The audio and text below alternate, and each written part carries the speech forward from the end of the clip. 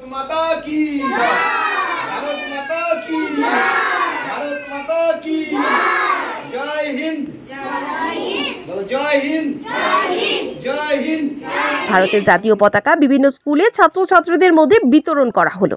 আজ সকাল 10টা নাগাদ ভারতীয় জনতা পার্টির পক্ষ থেকে আজাদি কি অমৃত মহোৎসব উপলক্ষে এবং প্রধানমন্ত্রী নরেন্দ্র মোদীজির আহ্বানে হর ঘর তিরঙ্গা এই কর্মসূচি বলরামপুর শিশু নিকেতন স্কুলে।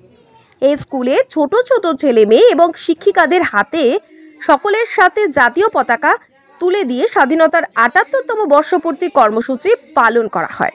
সকল ভারতীয় জন গর্বের ও আনন্দের সাথে পালন করে তার আবেদনও রাখা হয় আজ এই কার্যক্রমে। উপস্থিত ছিলেন বেলডাঙ্গা বিধানসভার বিজেপি কনভেনার বিধান সরকার, বেলডাঙ্গা মণ্ডল সভাপতি পার্থ কুমার, রঞ্জিত সরকার সহ অন্যান্য সকলেই।